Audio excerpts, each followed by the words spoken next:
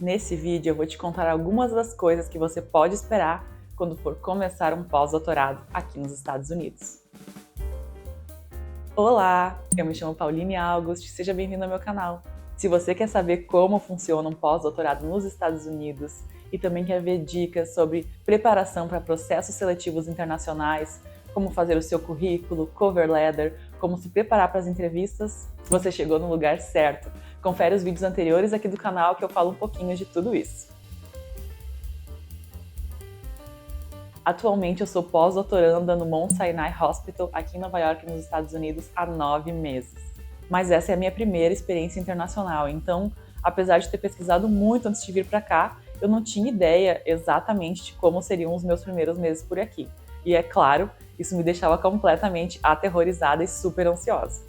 Nesse vídeo eu vou contar um pouco mais da minha experiência e coisas comuns que acontecem quando você vem realizar o seu pós-doutorado nos Estados Unidos. A primeira das coisas é muitas burocracias para resolver. É claro que qualquer lugar que você vá fora do Brasil vai exigir muito mais documentação e preparação para você efetivamente conseguir trabalhar de fato. Mas eu confesso que eu não esperava ficar tanto tempo envolvida com isso. Na primeira semana que eu cheguei aqui nos Estados Unidos, antes mesmo do meu início oficial como pós-doc, eu tive que ser liberada pela equipe médica aqui da instituição, o que pode não ser um procedimento comum em universidades, mas com certeza é em instituições de pesquisa ligadas a hospitais.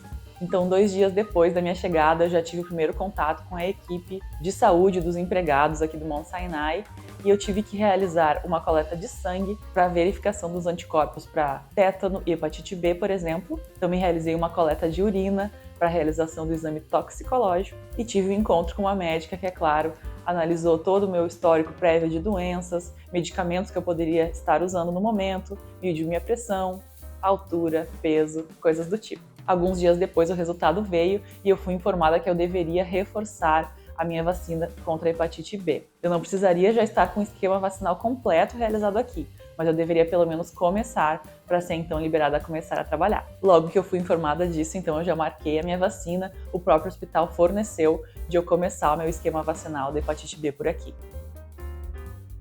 Depois que eu tomei essa primeira vacina, eu já fui então liberada pela equipe médica. Mas outro detalhe no Sinai e também em outras instituições é que o dia oficial de novos empregados é toda segunda-feira. Então mesmo que eu fosse liberada pela equipe médica na segunda ou na terça, eu só poderia começar a trabalhar na outra semana. O que foram então 2 semanas que eu estava aqui só resolvendo esse tipo de burocracia, sem ainda estar efetivamente contratada e recebendo salário. Quando chegou então a segunda-feira, que finalmente era o meu primeiro dia oficial, esse primeiro dia todo foi de treinamentos online com outras pessoas que também estavam começando naquela mesma segunda-feira.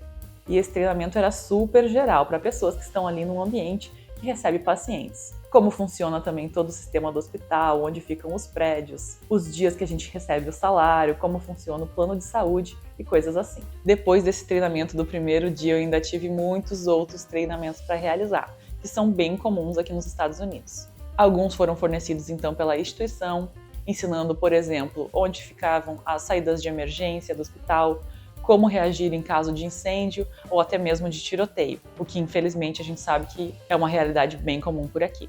Em relação à pesquisa e ao laboratório, eu também tive que realizar vários treinamentos obrigatórios simplesmente para estar no ambiente do laboratório. Treinamentos sobre descarte de resíduos, manejo de amostras biológicas e como eu poderia proteger minha própria saúde contra infecções causadas por essas amostras, entre outros.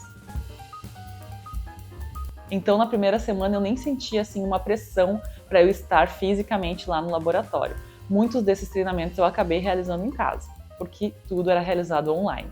E eu também senti essa grande preocupação de eu estar 100% habilitada, e liberada para estar lá no ambiente de pesquisa. Sempre que eu achava que a fase dos treinamentos tinha acabado, eu via que eu estava bem enganada. E algo que às vezes acontece ainda até hoje, mesmo eu já estando há meses na instituição. Algo que eu considero super importante, que eu gostaria muito que fosse adotado lá no departamento que eu realizei meu mestrado e doutorado, por exemplo, é que toda pessoa que fosse utilizar um novo equipamento precisasse realizar um treinamento. Qualquer equipamento que eu precise utilizar lá na instituição, eu tenho que realizar um exame prévio. Geralmente, algumas horas de treinamento online e algum questionário depois, que eu sou obrigada a obter uma nota mínima para poder utilizar o equipamento. E dependendo do equipamento, eu também preciso marcar uma aula presencial com algum técnico do local.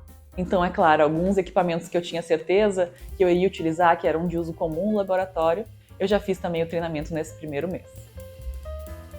Outro detalhe bem importante de realizar o pós-doutorado aqui nos Estados Unidos, que inclusive foi um dos motivos pelo qual eu escolhi aplicar aqui para esse país, e eu conto outros detalhes aqui nesse vídeo, é que você não tem um projeto já desde o início do seu pós-doutorado. Bem diferente da nossa experiência no Brasil, tanto no mestrado quanto no doutorado, que a gente tem que escrever o projeto para aplicar para a vaga, né, para conseguir entrar no mestrado, doutorado ou até mesmo no PDJ, aqui você vai chegar e vai ficar às vezes até um pouco perdido. Foi assim que eu me senti muito nos primeiros meses e, na verdade, até agora eu não tenho um projeto específico oficial. Eu tenho, assim, uma ideia de paper que eu estou tentando construir. Então, os primeiros meses, as primeiras semanas, foram muito voltadas a estudar muito tudo que estava acontecendo no laboratório e acompanhar os outros projetos que estavam em andamento. Claro que isso vai depender muito da sua realidade, né? Já que tem locais que contratam para um projeto específico e talvez você já vá saber isso desde o início, mas eu vejo que isso aqui é algo muito mais mutável do que é no Brasil. Até porque as coisas acontecem tão rápido, os reagentes chegam tão rápido, a gente consegue testar uma hipótese tão rápido que a gente consegue mudar muito mais de ideia durante o percurso. Acho que é bem importante nessa hora sempre ter uma conversa muito aberta com o seu PI. Eu tive uma conversa bem aberta já durante os processos seletivos, onde em todas as entrevistas que eu participei, eu fiz questão de perguntar para o PI o que esperavam de mim, né, nos primeiros meses. E a resposta mais comum era que você se habitue ao que é realizado no laboratório e entenda um pouco mais sobre os projetos.